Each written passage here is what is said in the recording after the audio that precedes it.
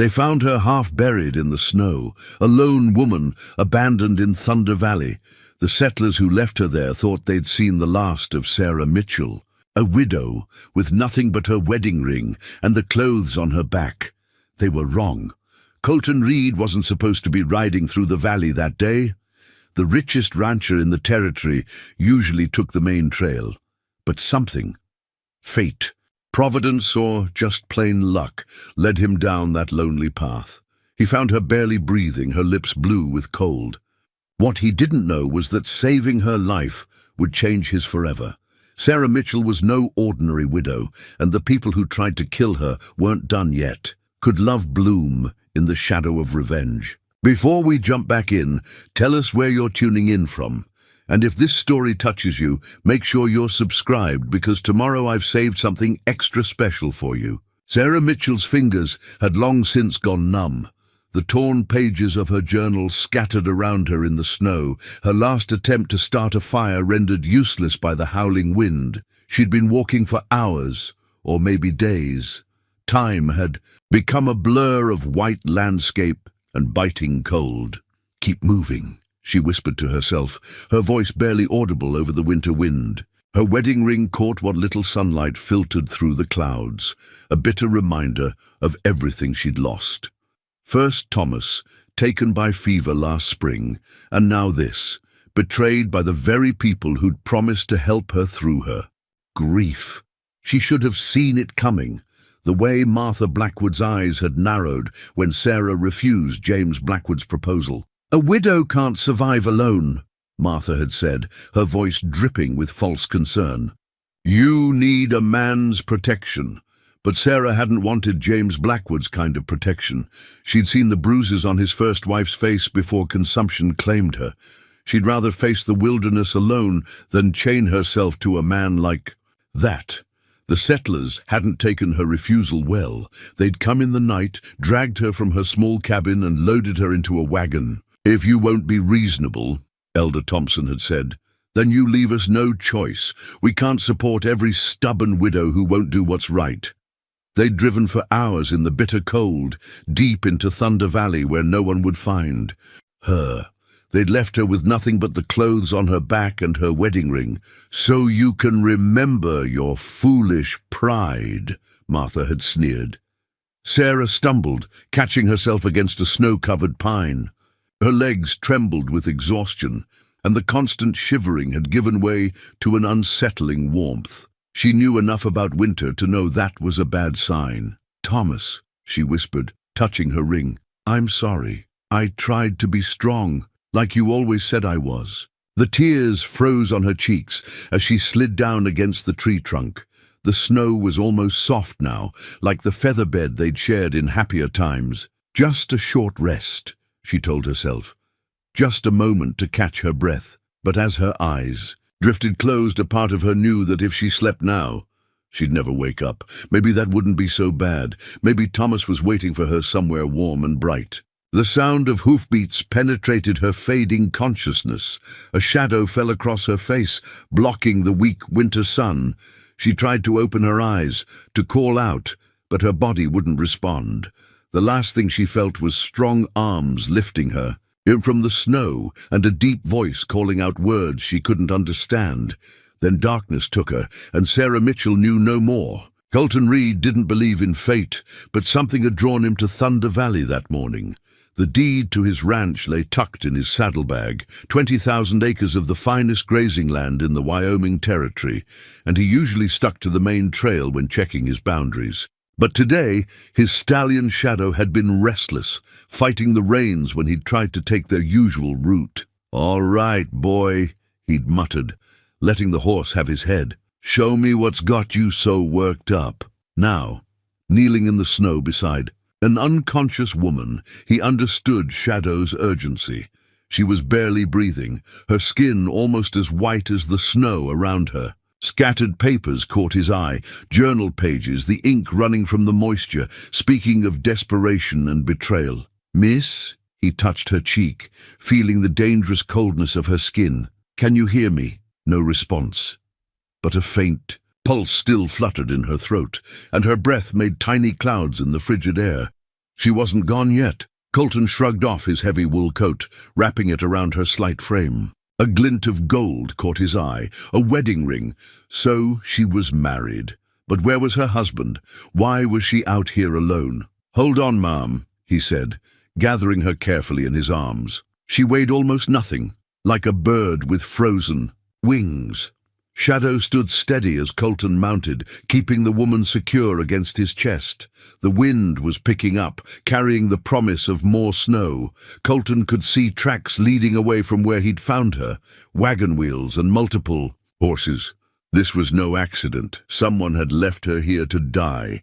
His jaw tightened. In 15 years of ranching in the territory, he'd seen his share of cruelty, but leaving a woman to freeze to death? That was a special kind of evil. Shadow knew the way home, picking his path carefully through the deepening snow. Colton kept one arm tight around the woman, monitoring her shallow breathing. His ranch house was the closest shelter for miles, a sturdy 2-story build of thick logs and river stone that had earned him more than a few comments about excessive pride. "Jenkins," he called as they approached the house.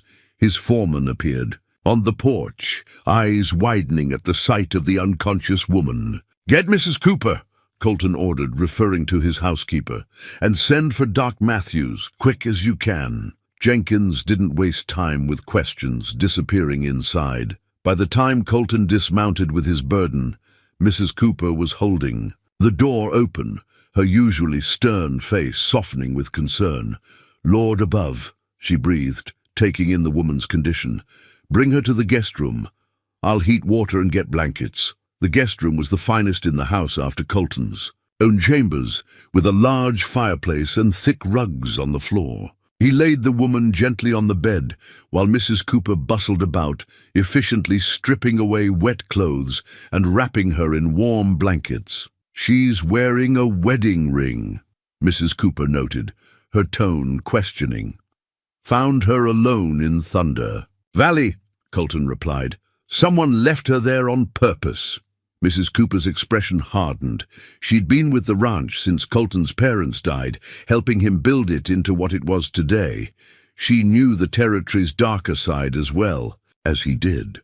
"Well, they didn't count on you finding her," she said firmly.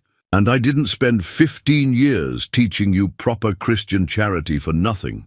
"We'll see her right, Mr. Reed." Colton nodded, stepping back to let Mrs. Cooper work. Through the window he could see Jenkins riding out for the doctor, disappearing into the swirling snow. The woman's journal pages crinkled in his pocket, and he made a mental note to read them later. Someone had tried to murder her, and his ranch had just been drawn into whatever dark business lay behind that attempt. But looking at her face, peaceful now in unconsciousness, he knew he'd made the right choice. His parents had taught him that. A man's character was measured by how he treated those in need, and whatever trouble this brought to his door, he'd face it standing tall. "You're safe now, ma'am," he said quietly, though she couldn't hear him. "I give you my word on that." Mrs. Cooper worked swiftly, wrapping Sarah in her grandmother's quilt, a cherished heirloom she'd brought west from Virginia. The squares of faded calico and muslin held generations of warmth, and the old woman whispered prayers into each layer she tucked around the frozen stranger. Doc Matthews arrived as the sun was setting, his medical bag crusted with snow. He was a gruff man with gentle hands, weathered by 20 years of frontier medicine. "Found her in Thunder Valley, you say?" He checked Sarah's pulse, frowning. "Damn miracle she's alive. Seen strong men die in less time out there." Colton stood by the window, watching snow gather on the sill. "Will she make it? If we can get her temperature up, maybe. Need to watch for fever, though. Sometimes the body fights too hard coming back from the cold." Mrs. Cooper had already set up a vigil by the bed, her knitting needles clicking softly. As she worked, "I'll not leave her side, Mr. Reed. You see to the ranch." But Colton found himself returning throughout the evening, between checking his cattle and meeting with his foreman. Each time, he'd pause in the doorway, watching the slow rise and fall of Sarah's chest beneath the quilt. Night fell hard and fast, the wind howling around the eaves. The ranch hands gathered in the bunkhouse, trading theories about their mysterious guest. Jenkins had to quiet them twice when the speculation grew too wild. "Whoever she is," he told them firmly, "she's under Mr. Reed's protection now. That's all you need to know." In the main house, Sarah stirred fitfully in her fever dreams. "No, please, I won't." The words came broken, frightened. Mrs. Cooper dabbed her forehead with cool cloths. "Hush now, child. You're safe here." Colton appeared in the doorway again, his expression troubled. "Any change?" "The fever's fighting hard," Mrs. Cooper replied.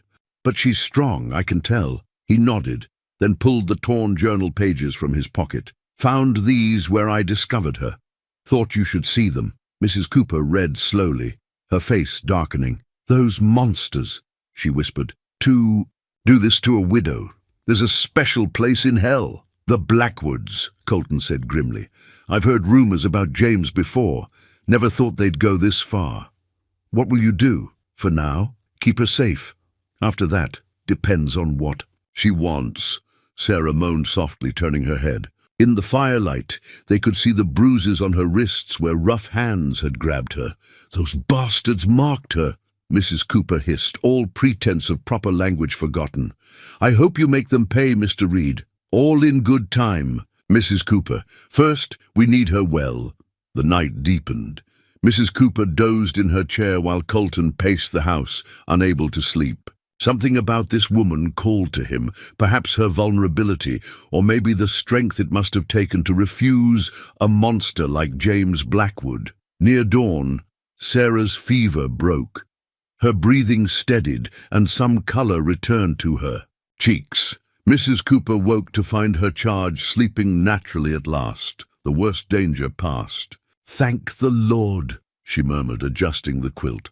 The early morning light caught the wedding ring on Sarah's finger, making it glow like a promise. Colton came in with coffee for Mrs. Cooper, his own cup steaming in the cold morning air. "You should rest. I'll watch her for a while." "Ha! And what do you know about nursing? Enough to call you if anything changes." She studied him for a moment, seeing something in his face that made her smile knowingly. "Very well, but mind you stay in that chair by the door. Wouldn't be proper otherwise." He settled into the chair, watching the sunrise paint gold across Sarah's peaceful face. The grandmother's quilt rose and fell with her breathing, each moment a small victory over death. Outside, the ranch was coming to life. Cattle lowed in the distance and boots crunched on fresh snow as the hands began. And their day. But here in this room, time seemed to pause, waiting for a woman to wake and tell her story. Sarah woke to the unfamiliar smell of pine smoke and coffee. For a moment, she thought she was back in her cabin with Thomas. Then the memories crashed over her. The settlers, the cold, the darkness. Her eyes flew open as she tried to sit. Up, panic rising in her throat. "Easy now," came a woman's steady voice. "You're safe here." An elderly woman sat nearby, her silver hair neatly pinned back, holding a small brown bottle of medicine. Sarah recognized the label from the doctors. Treatments during Thomas's fever. "Where?" Her voice cracked, dry as autumn leaves. "Reed Ranch," the woman said, helping her sip water from a tin cup. "Mr. Reed found you in Thunder Valley 2 days ago. I'm Mrs. Cooper, his housekeeper." Sarah's hand trembled as she touched her throat, remembering the cold. "I thought I was dying." "You nearly did. But the Lord had other plans, it seems." Mrs. Cooper's kind eyes hardened slightly, and so did those who left you there. The door opened, and Sarah instinctively tensed. A tall man entered, broad-shouldered, wearing a ranch owner's good clothes, but with a worker's calloused hands. His eyes met hers, deep brown and concerned. "Good morning, Mom," he said softly, keeping his distance. "I'm Colton Reed." Sarah studied him, this stranger who had saved her life. He wasn't what she'd expected of a wealthy rancher. There was no arrogance in his stance, no assumption of authority. He waited patiently while she found her voice. "Sarah Mitchell," she managed. "I thank you for saving my life." He nodded, pulling a chair closer but not too close. "Can you tell us what happened? We found your journal pages, but—" "The Blackwoods," she said, her voice stronger now. They didn't like that I refused James's proposal. Mrs. Cooper made a sound of disgust. That man's no better than a rattlesnake. They said a widow has no place alone, Sarah continued, that I was being prideful, refusing to remarry. But James, I saw how he treated his first wife. I couldn't. You don't need to explain, Colton interrupted gently. No woman should be forced to marry against her will. Sarah touched her wedding ring, drawing strength from it. They came at night. Elder Thompson said they were doing God's work, teaching me humility. A bitter laugh escaped her. They left me to freeze to show me how much I needed them. Colton's jaw tightened, but his voice remained calm. You're welcome to stay here as long as you need. The Blackwoods and their kind don't come to Reedland. I couldn't impose. It's not an imposition, Mrs. Cooper cut in. This house could use another woman's touch, unless you've got somewhere else to go. Sarah thought of her little cabin, probably already claimed by the settlers. All her possessions, her memories of Thomas, gone. No, she whispered. I have nowhere. Then it's settled, Colton said. Rest now. Get your strength back. We can talk more later about what you want to do. As he turned to leave, Sarah called. Out, Mr. Reed. He paused at the door.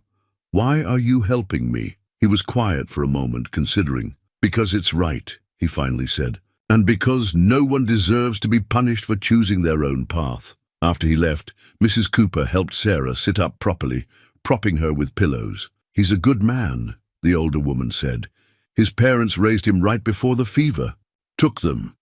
Built this ranch from almost nothing, treats his hands fair, helps folks who need it. Sarah watched sunlight play across the quilted blanket covering her. The Blackwoods won't let this go, she said quietly. They'll come looking. Eventually. Let them. Mrs. Cooper's voice was steel. They'll find more than a helpless widow this time. Sarah closed her eyes, exhausted, but feeling safer than she had since Thomas died. The medicine bottle clinked as Mrs. Cooper measured out another dose. Outside, she could hear men working. Horses nickering, the ordinary sounds of ranch life continuing, as if she hadn't just fallen into the middle of it like a stone in a still pond. But for the first time in months, she felt something like hope. Whether it came from the safety of these walls or the quiet strength of the man who'd saved her, she couldn't say. But it was there, fragile as a spring flower pushing through snow. The letter arrived a week after Sarah's rescue, delivered by a nervous boy from town who wouldn't meet anyone's eyes. Jenkins found it nailed to the ranch's main gate, the paper thick and expensive, the kind the Blackwoods used for their church. Announcements. Sarah's hands shook as she read it in Colton's study. The Lord does not look kindly on those who harbor the prideful. Return what was rightfully cast out, or bear the consequences of divine judgment. Colton took the letter from her trembling fingers, his face darkening as he read. Divine judgment, he muttered.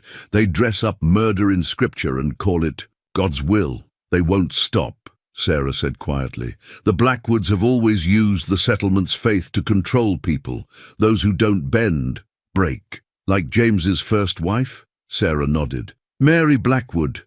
She tried to leave him once. They found her body in the creek 2 days later. Everyone knew, but no one would speak against the family. Jenkins cleared his throat from the doorway. Riders spotted in the north pasture, Mr. Reed. Just watching, but they're armed.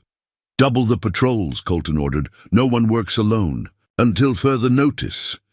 After Jenkins left, Sarah stood by the window, watching snow fall in the gathering dusk. I should go. I'm bringing danger to your door. You're bringing nothing, Colton said firmly. They're the ones choosing violence, but your ranch, your people, can handle ourselves. He moved to stand beside her, close enough that she could feel his warmth. This isn't the first time we've dealt with threats. The Blackwoods are different. They have the whole settlement behind them. Elder Thompson's word is law there. This is Reed land, Colton replied. The only law here is justice. That evening, Mrs. Cooper found Sarah in the kitchen, compulsively, cleaning already spotless dishes.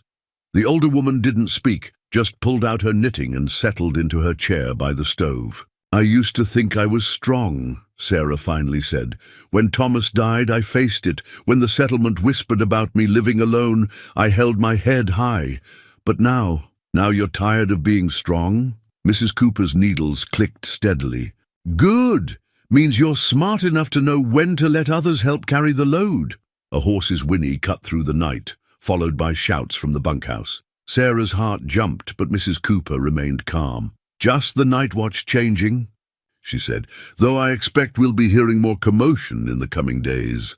"How can you be so calm?" Mrs. Cooper set down her knitting. "Child, I've been on this ranch 20 years, seen rustlers, angry neighbors, and men who thought they could take what wasn't theirs. The Blackwoods may hide behind the Bible, but they're just bullies with fancy words." A shadow crossed the kitchen window, one of the ranch hands on patrol. Sarah watched him pass, rifle ready. "I never wanted anyone else hurt because of me." "No one ever does." Mrs. Cooper resumed her knitting. "But sometimes standing alone isn't brave. It's just prideful in a different way." Later that night, Sarah couldn't sleep. The letter's threats echoed in her mind, mixing with memories of Mary Blackwood's bruised face and the cold of Thunder Valley. She wrapped herself in a shawl and wandered to the study. Colton was there, studying maps of the ranch by lamplight. He looked up as she entered, but didn't seem surprised to see her. "Couldn't sleep?" he asked. "Too many ghosts tonight?" He nodded, understanding in his eyes. "Pull up a chair. Company's welcome." She sat, watching him mark defensive positions. On the map, his hands were steady, his planning methodical. This was a man used to protecting what was his. "Why did you really help me?" she asked suddenly. "The truth." Colton set down his pencil, considering her question. "When I found you in the snow, something in me knew I couldn't ride past, not just because it was right, but because—" He paused, choosing his words carefully. "Because I recognized something in you, the kind of strength that makes cruel men afraid." Their eyes met across the desk, and something shifted in the lamplight between them.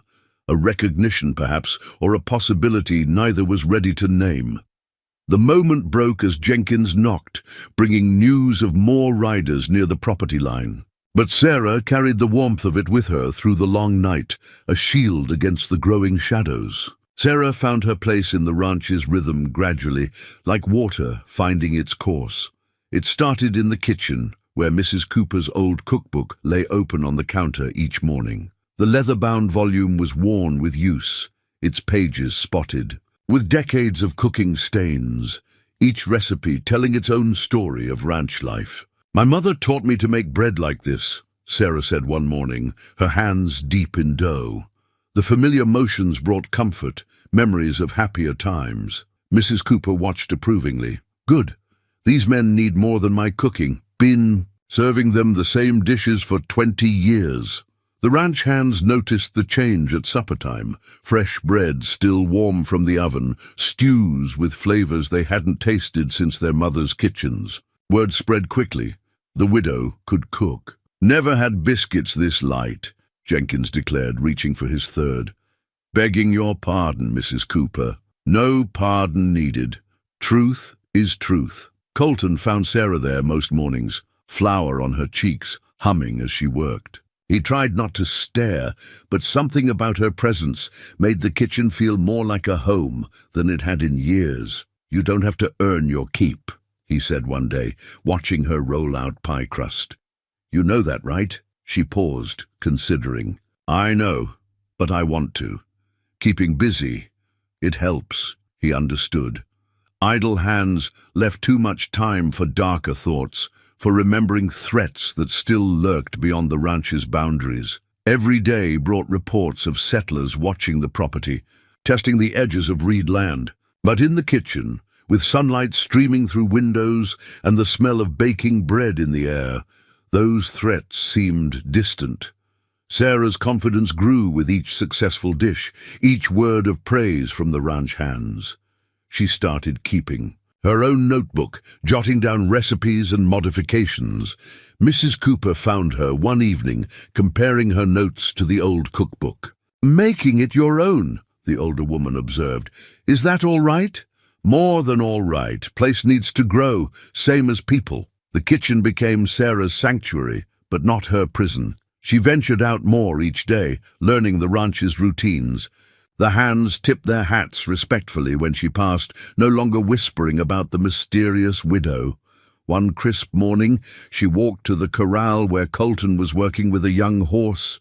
She watched him move with the animal, gentle but firm, building trust through patience. "Beautiful creature," she said when he finished. "Want to meet her?" He held out his hand. Sarah hesitated only a moment before accepting. The mare sniffed her palm curiously as Colton guided her closer. "She's learning to trust again," he explained. "Previous owner was too rough with her." The parallel wasn't lost on Sarah. "How do you know she won't always be afraid?" "You don't, but you give her reason to believe in better things." His hand was warm over hers as they stroked the mare's neck. "Time and patience do the rest." That evening, as Sarah kneaded bread for the next day, she thought about trust and time, about hands that helped instead of hurt. The cookbook lay open beside her, but she barely needed it now. Her body remembered the rhythms, just as it was, learning new ones. Mrs. Cooper came in, bringing the scent of cold air with her. "Riders spotted up near Thunder Creek," she said quietly. Jenkins sent word. Sarah's hands stilled in the dough. "The Blackwoods. They're kind, just watching. For now." She nodded, resuming her kneading with perhaps more force than necessary. The cookbook's pages rustled in a draft, and she automatically reached to smooth them. "Should I be doing this?" she asked suddenly. "Making myself at home here, when it might all what? End?" Mrs. Cooper sat in her chair, by the stove. "Child, everything might end. Doesn't mean we stop living while we can." Sarah looked around the kitchen, her workspace now as much as anyone's. Steam rose from pots on the stove. Dried herbs hung from the rafters, and tomorrow's bread waited to be shaped by her hands. "I thought I'd lost everything," she said softly. "In that snow. But here I am, making bread like nothing's changed." "Everything's changed," Mrs. Cooper corrected. "You're not just surviving anymore. You're living. That's what really scares them, you know, the ones who tried to break you." Sarah touched the cookbook's worn pages, thinking of all the women who'd cooked from it before her, adding their own notes, their own wisdom. She was part of that story now, whether the future held peace or storm. "Then let them be scared," she said, and reached for the flour bin. The broken fence post was discovered at dawn. Jenkins found it during his morning patrol, not just fallen, but deliberately smashed. Deep boot prints in the mud showed it was no accident, and the crude cross carved into the wood left no doubt. "About the message. Blackwoods," he said grimly when Colton arrived to inspect the damage. "Must have come in the night. Those tracks lead back toward the settlement." Sarah stood a few paces back, wrapping her shawl tight against the morning. Chill. The splintered wood reminded her too much of her own cabin's broken door the night they'd taken her. "They're getting bolder," Colton observed, running his hand along the jagged edges.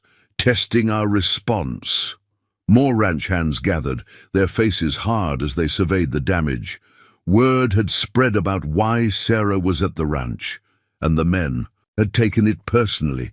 This wasn't just an attack on property, it was a challenge to their collective honor. "Want us to ride to the settlement?" asked Mike Harris, one of the younger hands. "Show them we don't take kindly to vandals?" "No," Colton's voice was firm.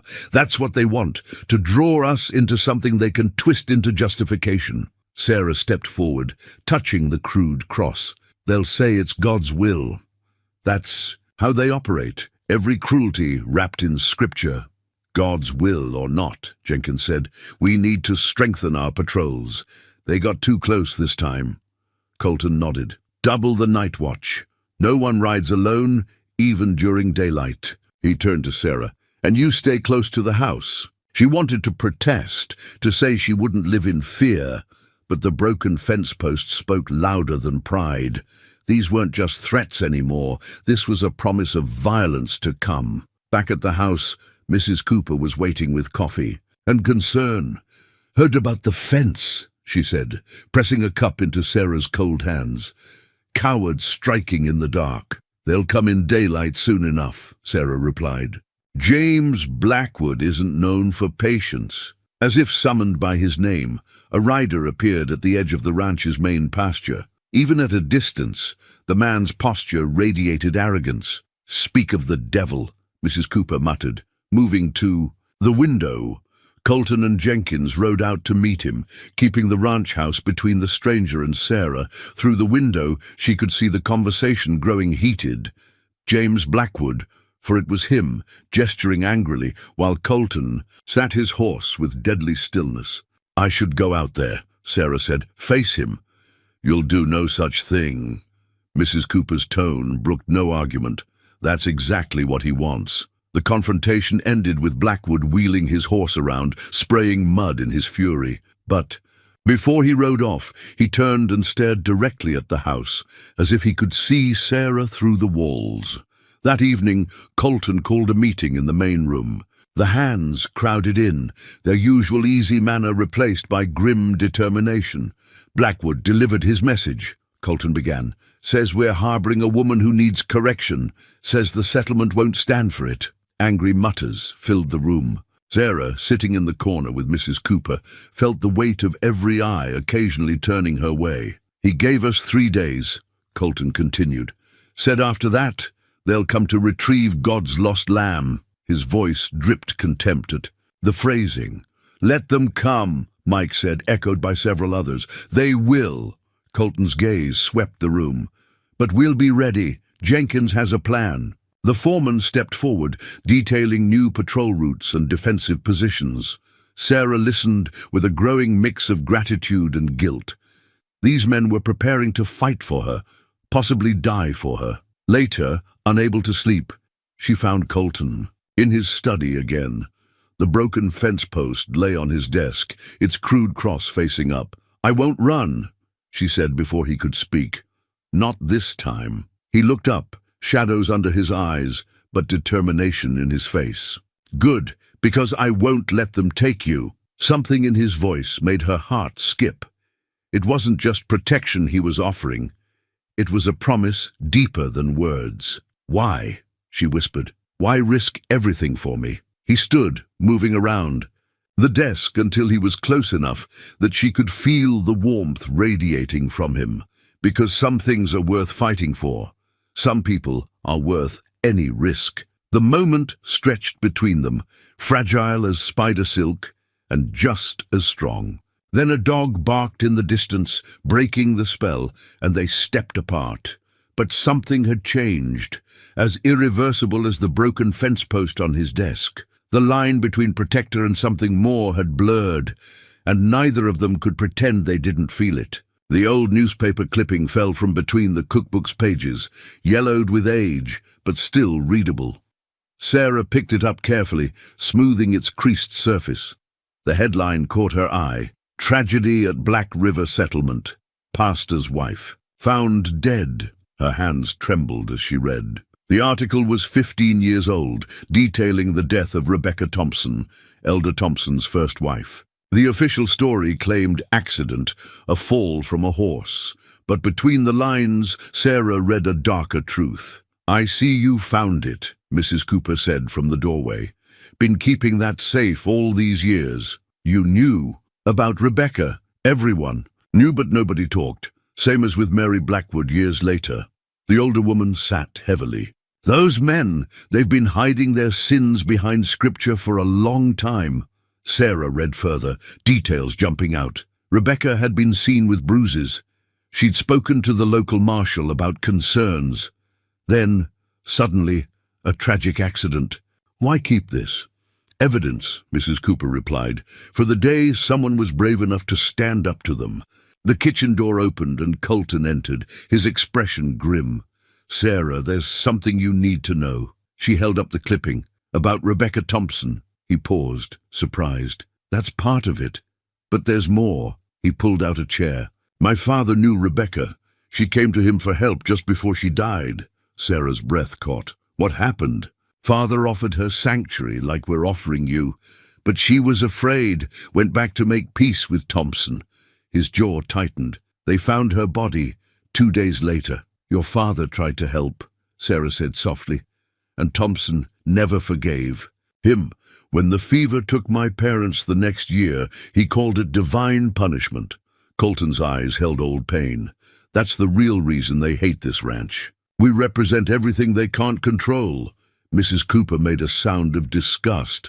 Those men, playing at being God's servants while dealing in death. Sarah stood, pacing the kitchen. Rebecca, Mary, how many others? All these women, silenced by men who claim to speak for God. Too many, Colton agreed, but you're different. You survived. You can speak for those who couldn't. If I live long enough. You will. His voice carried absolute conviction. We won't let history repeat itself. Sarah touched the newspaper, clipping, thinking of all the women who'd lived and died under the settlement's shadow. Her own sister had married into a similar community back east. She hadn't heard from her in years. When Thomas was alive, she said slowly, he used to say that evil thrives when good people stay quiet. I never truly understood until now. Colton moved closer, his presence steady and reassuring. Your husband sounds like he was a wise man. He was. He taught school, believed in education for everyone, even girls. The settlement never liked that either. She smiled sadly. Maybe that's why they were so eager to be rid of his widow. Tell me about him, Colton said gently. Sarah sank back into her chair, memories washing over her. He loved books, poetry, said the frontier needed beauty as much as it needed strength. When he got sick, she swallowed hard. He made me promise to live fully, not just survive. You're keeping that promise, Mrs. Cooper observed. Every day you stand against them. A comfortable silence fell, broken only by the distant sounds of ranch life. Sarah studied Colton's face, seeing the same quiet strength she'd loved in Thomas, but something else too, a fire that called to her own. We should go through my journals, she said finally. Write down everything I remember about the settlement, about Mary and the others. If we survive this, when we survive this, Colton corrected, when we survive this, someone needs to know the truth. All of it. Mrs. Cooper stood, her joints creaking. I'll fetch your journals. And Sarah? She paused at the door. Rebecca would be proud, they all would. Left alone with Colton, Sarah felt the weight of unspoken words between them. He moved to the window, looking out at his land, at the life he'd built from his parents' legacy. I couldn't save Rebecca, he said quietly. I was too young, too far away. But I've carried that failure every day since. It wasn't your failure, Sarah replied. You were a child. Maybe, but I'm not a child anymore. He turned to face her. And I swear to you, as long as I'm breathing, they won't add your name to that list of silent women. Their eyes met, and Sarah felt something shift inside her, like winter giving way to spring, like hope taking root in frozen ground. Thomas would understand, she thought. He'd want her to live, to love again, to fight for what was right. The newspaper clipping lay between them on the table, a reminder of the past they couldn't change, but the future, that was still unwritten. The hand-carved chess set had belonged to Colton's father, each piece worn smooth by years of contemplative touches. Sarah ran her fingers over the queen, feeling the subtle grain of the wood as evening settled around the ranch house. Your move, Colton said softly, watching her from across the board. They'd fallen into this routine over the past few nights. A quiet game after supper, while Mrs. Cooper knitted by the fire and the night watch patrolled outside. The approaching danger made these peaceful moments more precious. Thomas taught me to play, Sarah said, moving her bishop. He said chess was like life. You have to think ahead but be ready for anything. Wise man. Colton studied the board. He'd be proud of how you've handled everything. Would he? She couldn't keep the doubt from her voice. Sometimes I wonder if I'm being selfish, putting all of you at risk. Colton's hand paused over a pawn. Is that what you think this is? Selfishness? I don't know what to think anymore. She watched the firelight play across his features. Everything's changed so much. He made his move, capturing her knight. Change isn't always bad. Their eyes met across the board, and Sarah felt that now familiar flutter in her chest. It should have felt like betrayal, these growing feelings for another man. But somehow it felt right. like her heart was large enough to honor both her past love and this new, unexpected warmth. "I used to pray for guidance," she admitted. "Now I'm not sure I trust prayers anymore, after seeing how the settlement twists them." "God's bigger than their narrow version," Colton said. "My mother used to say that true faith was like this ranch, wild and free and sometimes dangerous, but always real." Sarah moved her queen, seeing too late it was a mistake. Colton's hand brushed hers as he took the piece, and neither pulled away immediately. "I'm scared," she whispered. "Not of them, exactly, but of feeling this much, of having something to lose again." Mrs. Cooper had dozed off in her chair, her knitting needles still in her lap. The fire crackled, sending shadows dancing across the walls. "Sarah." Colton's voice was gentle but firm. "Look at me." She raised her eyes to his. "Having something. To lose means having something worth fighting for. That's not weakness. It's the strongest thing there is." He stood, moving around the table to her side. Carefully, giving her every chance to pull away, he took her hand. "I know it's too soon," he said. "I know you're still healing. But I need you to know that whatever comes, whatever you decide, you have a place here, with us." Sarah looked at their joined hands, feeling the calluses on his fingers, the strength and gentleness in his grip. She thought of Thomas, of his last words to her. "Live, my love. Really live." Slowly she stood, keeping hold of Colton's hand. "I don't know if I'm ready," she said honestly, "but I know I feel safe here, with you." He lifted his free hand to her cheek, thumb gently brushing away a tear she hadn't realized had fallen. "That's enough for now." The moment stretched, tender and fragile. Then, with the same care he showed his horses, Colton leaned down and pressed, his lips to hers. The kiss was brief, gentle, a question more than a demand. When they parted, Sarah rested her forehead against his chest, listening to his steady heartbeat. Outside, a ranch hand's boots crunched on frozen ground. A dog barked in the distance, and somewhere an owl called into the night. The ordinary. Sounds of life continuing, even as everything changed. "The Blackwoods come tomorrow," she murmured. "Let them come." His arms tightened protectively around her. "We face it together." In her chair, Mrs. Cooper smiled secretly, her eyes still closed, her knitting forgotten in her lap. Sometimes she knew the best medicine for a wounded heart was the promise of a new dawn. The chess pieces stood forgotten on the board, the carved queen lying on her side but not defeated. Tomorrow would bring its own battles, but tonight was for this quiet revelation, this gentle unfurling of possibility. Sarah thought of Thomas, of his love for poetry and beauty. He would understand, she knew, that love wasn't a finite thing, that the heart could expand to hold both memory and hope. Tomorrow she would face her enemies standing tall, stronger for having known two good men in her life. The fire burned low, but neither Sarah nor Colton moved to rekindle it. Some warmths came from within, and no winter wind could touch them. Marshal Wade Duncan arrived at the ranch just after sunrise, his badge catching the early light. He was a tall man, with iron-gray hair and eyes that had seen too much frontier justice to trust easy solutions.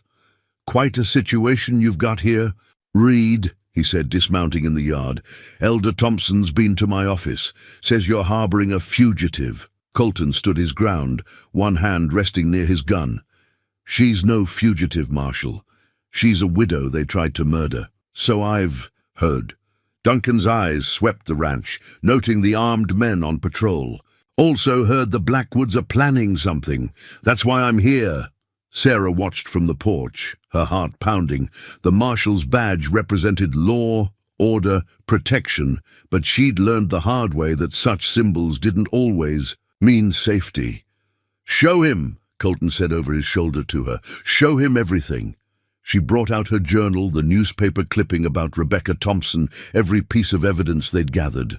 Duncan read through it all, his weathered face growing grimmer with each page. "Damn," he muttered. "I always suspected, but they covered their tracks well. Thompson's got half the territory's judges in his pocket. So you won't help? Sarah couldn't keep the bitterness from her voice. Didn't say that. Duncan handed back the papers. Law's one thing. Justice is another. Sometimes they don't line up as neat as they should. He turned to Colton. I can't officially take sides, but I can tell you the Blackwoods have been gathering men, and I can tell you I'll be patrolling this area heavy for the next few days. Understood, Marshal?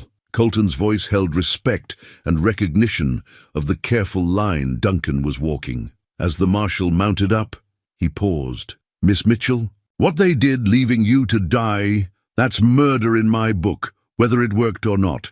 You remember that if things get rough. After he rode away, Sarah stood close to Colton, watching dust settle on the trail. Was that a warning or a blessing? Both, I think. He squeezed her hand. He's giving us room to defend ourselves. The day turned tense with waiting. Ranch hands cleaned their rifles openly now, and Mrs. Cooper packed medical supplies where they could be quickly reached. Just in case, she said, but her eyes were worried. By afternoon, word came from town. The Blackwoods had closed their store early. Riders were gathering at the settlement. Tonight, Jenkins predicted, they'll come at dark. Sarah found herself in the kitchen, methodically kneading bread she knew might never be baked. The familiar motion helped calm her nerves. I should send you away, Colton said from the doorway. Get you somewhere safe until this blows over.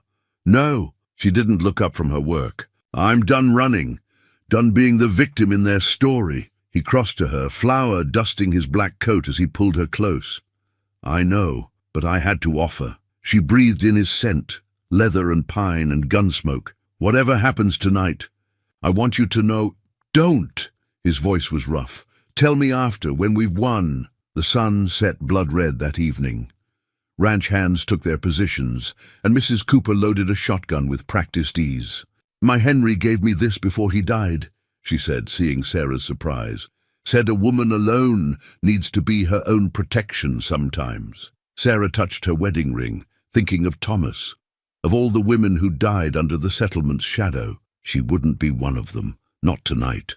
The Marshal's badge had shown her something important, that even the law knew the difference between what was legal and what was right.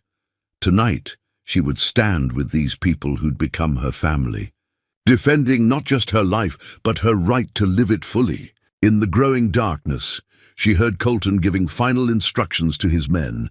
His voice carried authority and care, a leader who knew he was asking his people to risk everything for what was right. Their eyes met across the yard, and in that moment, Sarah felt the last chains of fear fall away. Whatever came with the night, she was exactly where she belonged. The first warning shot split the darkness an hour after sunset. The rifle felt strange in Sarah's hands. A man's weapon, Thomas would have said. But Thomas wasn't here, and the night was filled with shouts and gunfire. From her position by the upstairs window, she could see shadows moving at the edge of the ranch's lamplight.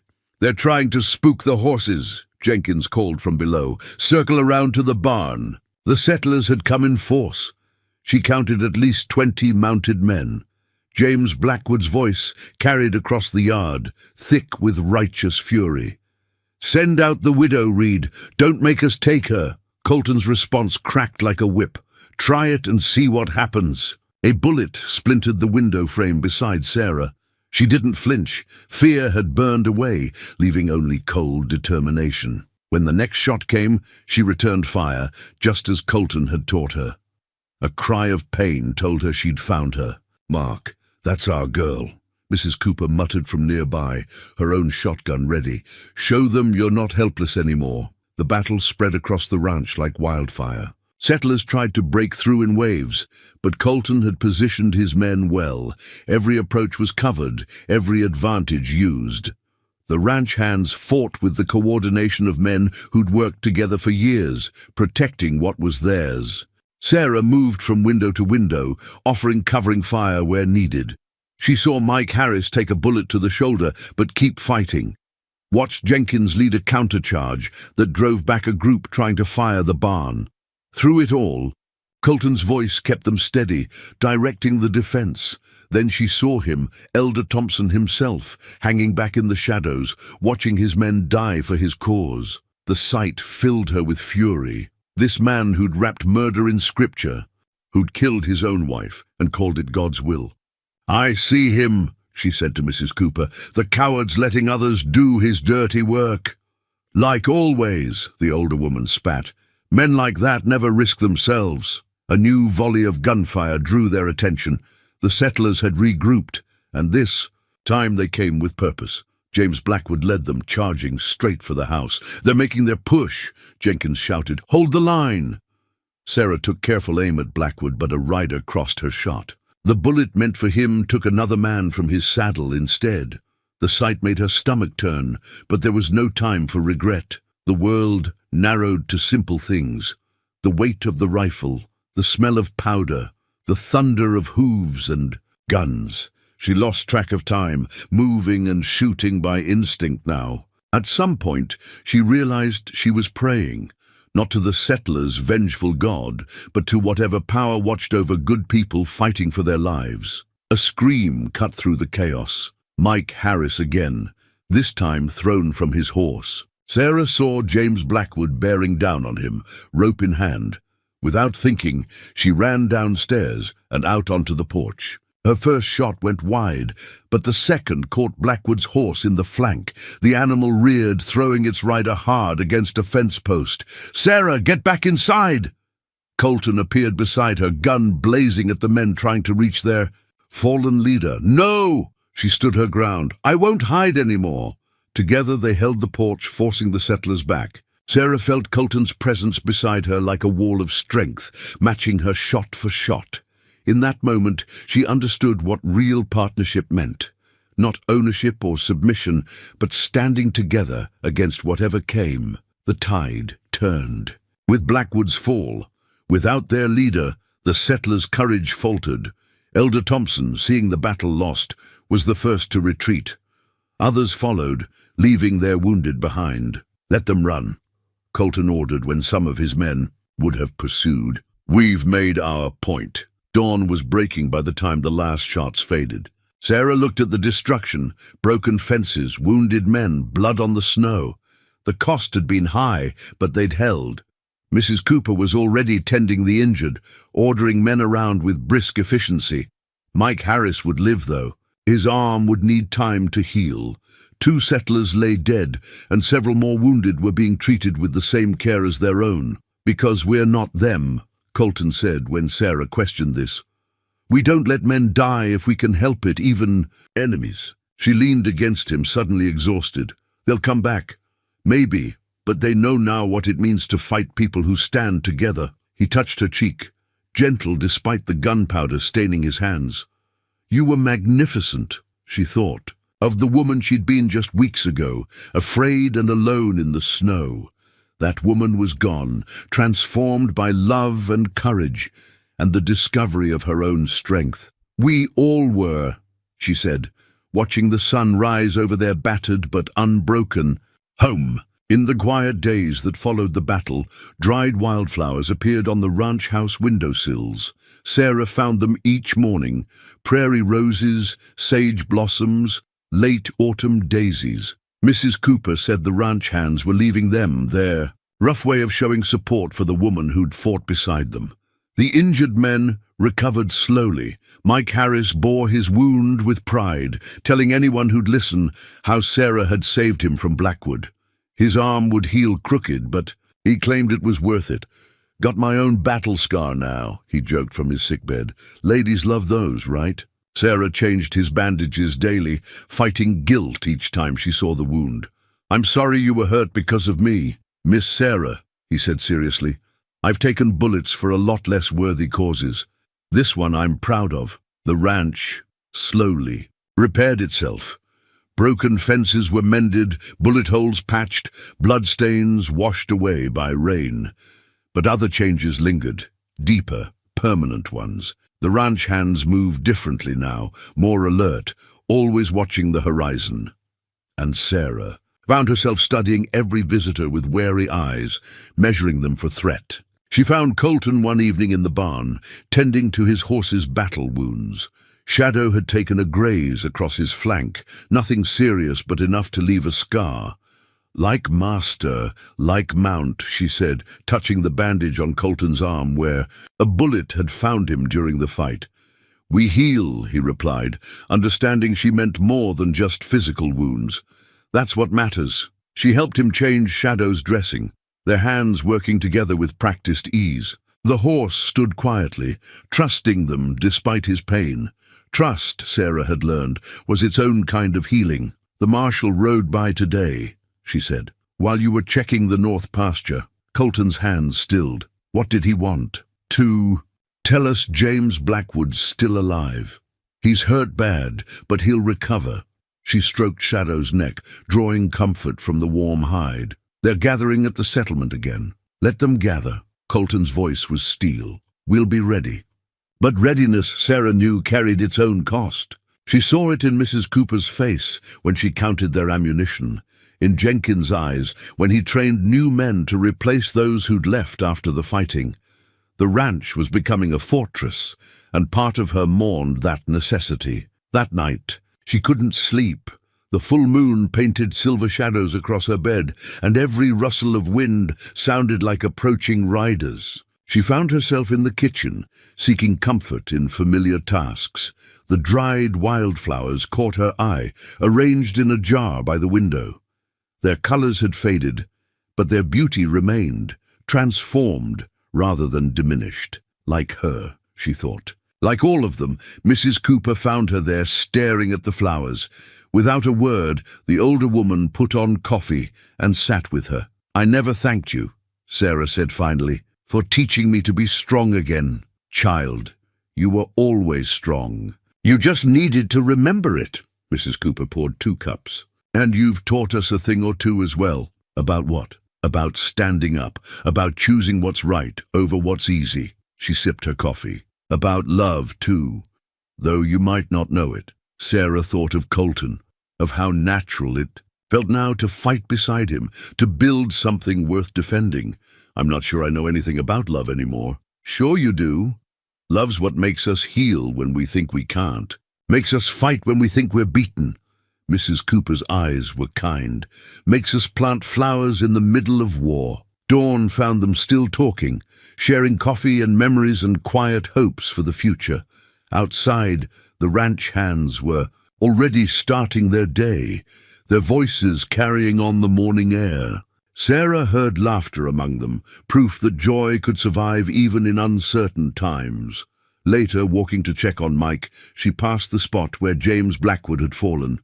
New grass was already growing there, covering the blood-stained earth.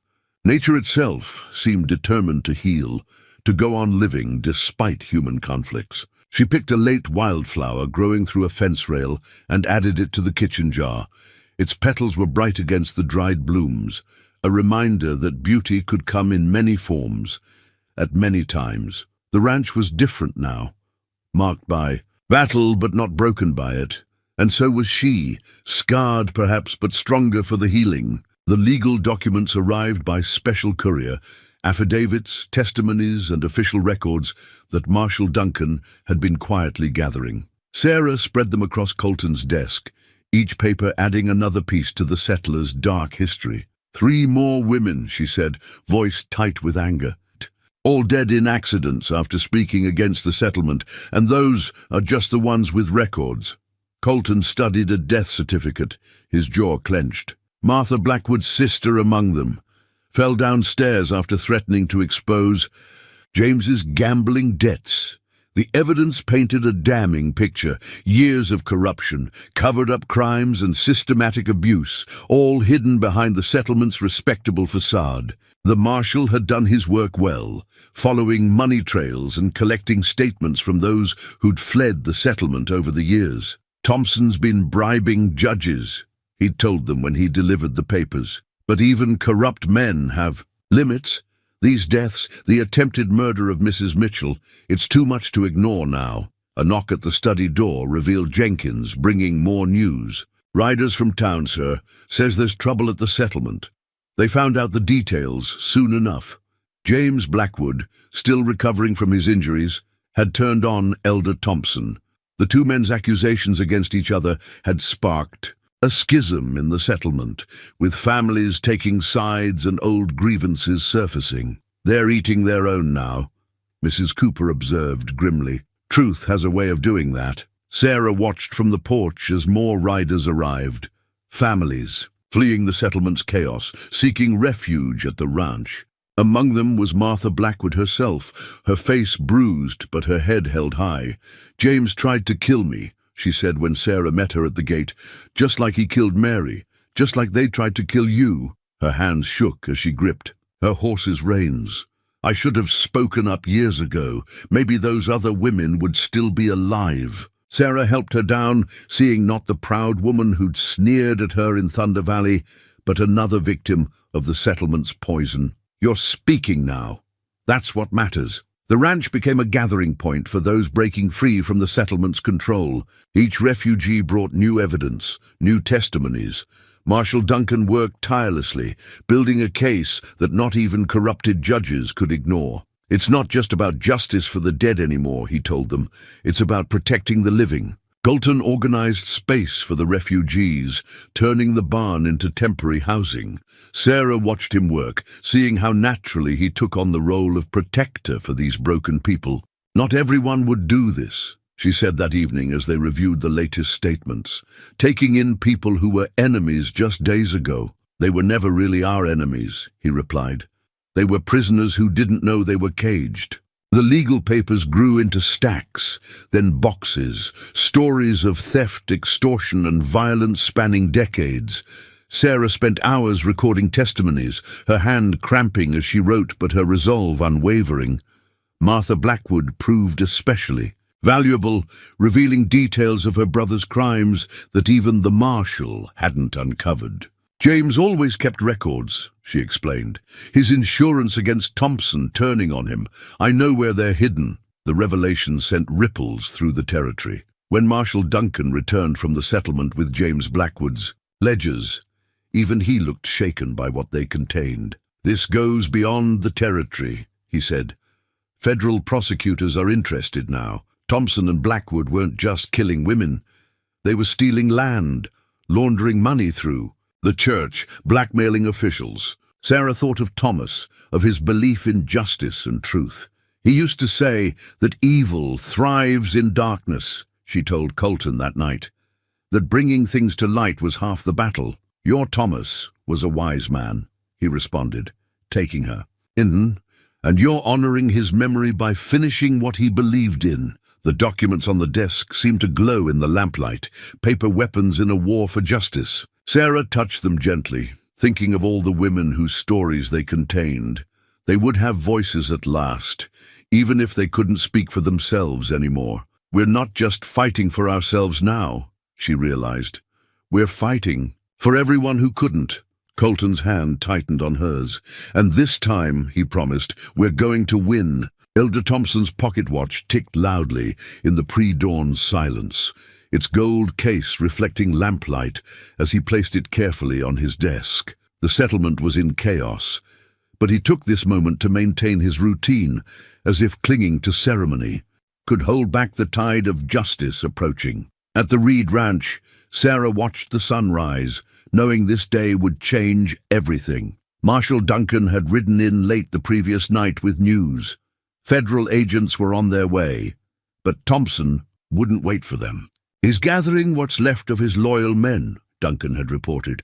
"They mean to end this before the law arrives." Colton's pocket watch showed 6 a.m. when the first warning came. Jenkins rode in hard from the north boundary, his horse lathered. With effort. "They're coming! At least 30 men, Thompson leading them himself this time." The ranch mobilized with practiced efficiency. Refugees were moved to the storm cellar, armed men took their positions, and Sarah found herself back at the upstairs window, rifle ready. But something felt different this time. They weren't just defending themselves now, they were standing for justice itself. "Thompson's desperate," Colton said, checking his weapons. "That makes him dangerous." "Desperate men make mistakes," Sarah replied. touching the watch he'd given her to coordinate their defense. "And we're ready for them." The settlers came with the rising sun at their backs, Thompson's voice carrying across the morning air. "This is God's judgment, Reed. You've harbored evil, and now you'll pay the price. Only judgment coming is from the law, Thompson." Colton's reply was steady. "Federal agents are on their way. It's over." "Nothing's over while I draw breath." The battle erupted with new fury.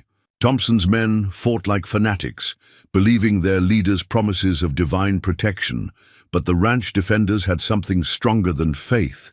They had truth on their side. Sarah moved between positions, coordinating with Mrs. Cooper to supply ammunition where needed. Through her scope, she saw Thompson hanging back again, letting others die for his cause. But this time, she was ready. "Martha," she called to the woman who'd once condemned her to die. "It's time." Martha. Blackwood stepped onto the porch, her voice cutting through the gunfire. "Edward Thompson, face me and answer for Mary's death, for Rebecca's, for all of them." The effect was electric. Thompson's men hesitated, hearing one of their own name their sins. Martha continued, her accusations carrying to every corner of the battlefield. "I saw you push Rebecca down those stairs, saw you help James cover up Mary's murder. How many more deaths on your hands, Elder?" Some of Thompson's men began to lower their weapons. Others looked uncertainly at their leader, seeing him perhaps for the first time as he truly was. Thompson's composure cracked. With a roar of rage, he spurred his horse forward, firing wildly at the woman exposing his crimes. But Sarah was ready. Her shot caught him in the shoulder, spinning him from his saddle. The fighting stuttered to a halt as Thompson fell. In the sudden quiet, the sound of approaching horses drew everyone's attention. Marshal Duncan appeared with a dozen deputies and federal agents, their badges glinting in the morning sun. "Edward Thompson," the marshal called out, "you're under arrest for murder, conspiracy, and too many other crimes to name here." Thompson struggled to his feet, blood staining his fine coat. For a moment, he looked like he might resist. Then, his shoulders sagged, decades of authority draining away. "You've destroyed everything," he snarled at Sarah. "No," she replied, standing tall on the porch. "You did that yourself. I just brought it into the light." His remaining men surrendered. Without further fight, as the agents led Thompson away, Sarah checked her watch. Not even 7 a.m., and a generation of corruption had finally met justice. Colton found her later by the gate, watching the federal agents escort their prisoners toward town. "You ended it," he said softly. "We ended it," she corrected, "all of us together." She looked at the watch in her hand, thinking of Thompson's gold timepiece and all it represented. Power, corruption, the illusion of control. Her own watch was simpler, a working tool given in love and trust. The morning sun cleared the horizon, throwing long shadows behind them but lighting the path ahead. Like time itself, justice had moved forward, unstoppable once set in motion. The marriage license lay on Colton's desk, its official letterhead stark against the worn wood. Sarah traced the blank lines where their names would go, remembering another such document from what felt like a lifetime ago. "Are you sure?" Colton asked softly from the doorway. "No one would blame you if you needed more time." She turned to face him, seeing the love and uncertainty in his eyes. The past month had transformed the ranch. Thompson and his core followers were in federal custody. The settlement was being reorganized under new leadership, and refugees were slowly finding their way back to normal lives. "I've had time," she said. "Time to mourn, time to heal, time to learn who I am beyond survival." She touched the license gently. "And time to know what I want." The morning sun streamed through the study windows, catching the ring Colton had given her the night before. It was different from her first wedding ring, not better or worse, just different, like the love it represented. "Thomas would understand," she continued, voicing the thought that had brought her peace. "He wanted me to live, really live, not just exist in his memory." Colton crossed to her, taking her hands in his. "I've been thinking about my parents too, about how they built this place on love and justice." His thumbs traced her knuckles. about how you helped make it that again. Outside, the ranch was coming alive with morning activity. But this wasn't the tense preparation of recent months. These were the sounds of peace, of work, and purpose, and community. Marshal Duncan sent word, Colton said. The federal judge sentenced Thompson yesterday. He'll never hurt anyone again. Sarah nodded, thinking of Martha Blackwood's testimony that had helped seal Thompson's fate. The woman who'd once condemned her to die had found her own kind of redemption in truth. Life's strange, she mused. They left me in Thunder Valley to die, but in doing so, they gave me a path to really living. Mrs. Cooper's voice carried from the kitchen, directing preparations for the evening's celebration. The whole ranch would gather to mark not just a wedding announcement, but the end of fear's long shadow over their lives. You know what this means? Colton gestured to the license. Once it's official, you'll be part owner of all this. The ranch, the land, everything. I already am, she said simply. Not by law, but by choice, by fighting for it, bleeding for it. She smiled. By baking bread in its kitchen and tending its wounded and making it home. He pulled her close, his heartbeat steady against her cheek. When I found you in the snow that day, I thought I was saving your life. Didn't know you'd end up saving all of ours. We saved each other, she corrected. And we'll keep doing that every day. The license would be signed that afternoon, with Marshal Duncan and Mrs. Cooper as witnesses. But the real ceremony had already happened in 100 small moments, in shared battles and quiet evenings, in healing wounds and building trust, in choosing each other day after day. Sarah picked up a pen, its weight significant in her hand. Ready? Ready. Their signatures flowed across the paper, black ink permanent as the promises they represented. Outside, a cheer went up. The ranch hands had been watching through the window, propriety forgotten in their joy. Well, Mrs. Cooper said from the doorway, wiping her eyes with her apron, about time you two made it official. Now come help. Me keep these men from eating all the wedding food before the actual celebration. Sarah laughed, feeling lighter than she had in months. She kept hold of Colton's hand as they followed Mrs. Cooper to the kitchen, where the house was already filling with people, not ranch hands and refugees now, but family, all of them. The morning sun painted everything in shades of gold, and Sarah thought of another morning, cold and desperate in Thunder Valley. She'd prayed for death then, seeing no future worth fighting for. But life, it seemed, had other plans, better, ones than she could have imagined. The marriage license dried on the desk behind them, a new beginning written in ink and love, and the strength that comes from facing darkness together and emerging into light. 1 year later, the photographer's flash captured a moment Sarah would treasure forever. The entire ranch family gathered on the main house's steps, every face bright with hard-won contentment. Mrs. Cooper stood front and center, proud as any. Grandmother, while Jenkins and the hands clustered around, cleaned up, but still unmistakably cowboys. Colton's arm rested warm around Sarah's waist, and her hand lay curved protectively over her swelling belly. First proper family portrait, Mrs. Cooper declared, straightening her best shawl. About time we had something to show for all our work. The ranch had flourished in the year since Thompson's defeat. Where fear once ruled, hope now grew as steady as the summer wheat. Many of the refugees had stayed on, building new lives from the ashes of the old settlement. Martha Blackwood had opened a small school, teaching children that faith could nurture rather than control. Look what came in the post, Colton said that evening, holding up a newspaper. The headline announced Thompson's final sentencing. He and his conspirators would spend the rest of their lives in federal prison. Good, Mrs. Cooper said firmly, though if you ask me, they got off light. Sarah took the paper, reading the details. James Blackwood had turned state's evidence, revealing decades of crimes, in exchange for a lighter sentence. The truth had finally come out about Rebecca, Mary, and all the others. Their stories would be remembered.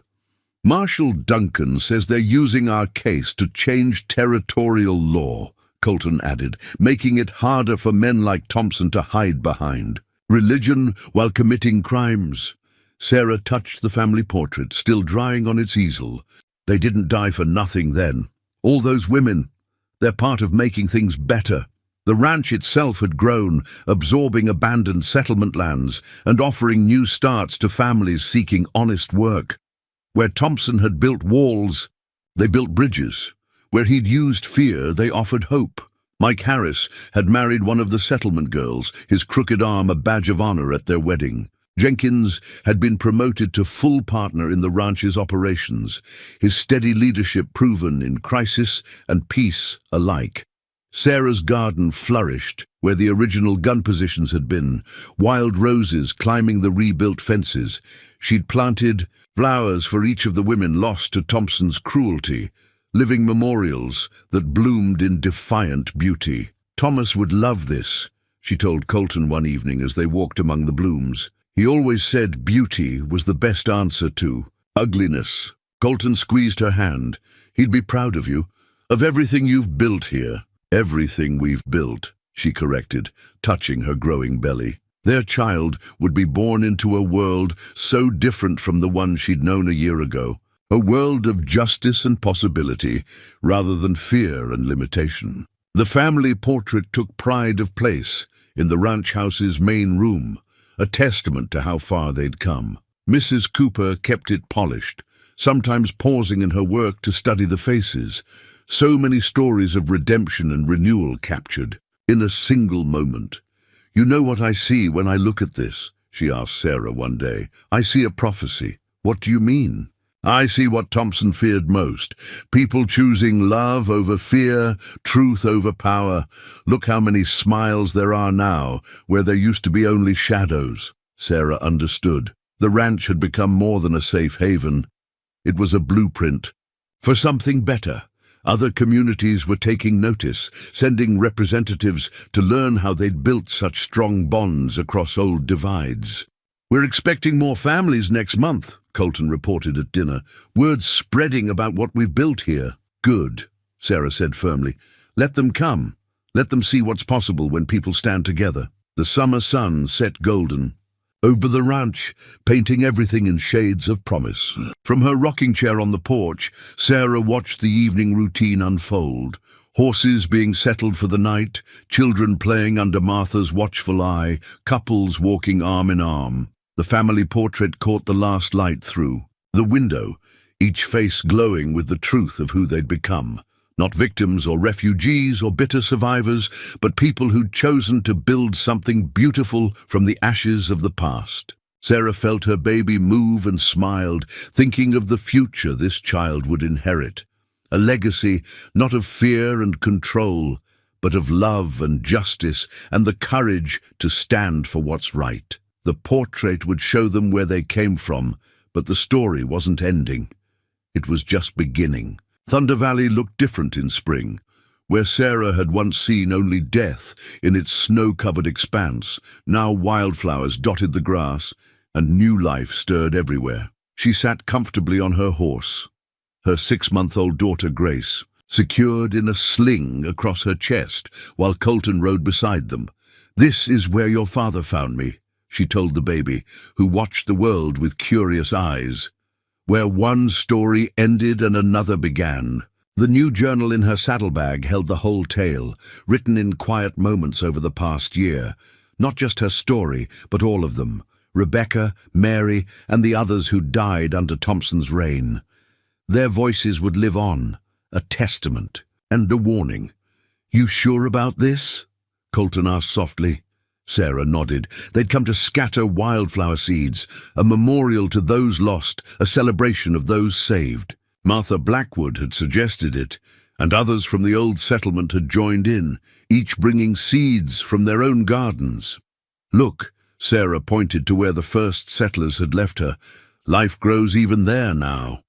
Indeed, spring flowers had already taken root where she'd nearly died, as if nature itself was determined to transform places of darkness into light. Grace reached out to touch a passing butterfly, her laugh carrying on the warm breeze. Other riders appeared on the valley's rim, Martha, Mrs. Cooper, Jenkins, and more of their extended ranch family. Each carried their own seeds, their own memories to plant. They'd turned remembrance into renewal, just as they'd turned the ranch into a sanctuary. "Marshal Duncan sent word," Colton said as they dismounted. "3 more communities have adopted our charter. They're calling it the Thunder Valley Compact, rules for building places of justice, not just law." Sarah smiled, settling Grace more comfortably in her sling. The baby's weight against her chest was a constant reminder of how far she'd come. From that desperate night, so something good grew from all that pain. They walked together through the valley, scattering seeds. Martha's voice rose in an old hymn, not one of Thompson's threatening dirges, but a song of hope and renewal. Others joined in, their voices carrying across the land that had seen so much sorrow and was now witnessing rebirth. "I used to hate this place," Sarah admitted, taking Colton's hand. "Now I see it differently. Without what happened here, we wouldn't have found each other, wouldn't have built what we did. And you wouldn't have found your strength," he added. "I had it all along, we all did. We just needed to stand together to use it." Grace fussed a little, and Sarah soothed her with a gentle bounce. Her daughter would grow up knowing the whole story, the darkness and the light, the fear and the courage, the hate and the love that had shaped their world. The sun climbed higher as they worked, promising another warm spring day. Sarah thought of that cold morning when she'd lain in the snow, thinking all was lost. She'd prayed for death then, but life had answered instead. Fierce, demanding, beautiful life. They gathered finally on a small rise, watching the valley stretch before them. The scattered seeds would bloom in their own time, covering the ground in colors that would remind everyone who passed. Here, love had triumphed over hate. Here, justice had overcome cruelty. Here, a woman left to die had risen to help build a better world. "Ready to go home?" Colton asked as the others mounted up. Sarah took one last look at Thunder Valley, seeing not what was, but what would be. Next spring, flowers would bloom here. Next year, more communities would embrace the changes they'd started. The future stretched out as wide and promising as the valley itself. "Yes," she said, holding her daughter close. "Let's go home." They rode out together, leaving the valley to its transformation. Behind them, the first seedlings were already reaching for the sun, turning a place of endings into one of beginnings. And Sarah Mitchell Reed, once left to die in snow and shadow, carried within her the greatest truth of all, that love, justice, and courage could transform any wilderness into a garden, any wound into wisdom, any ending into a new and better beginning.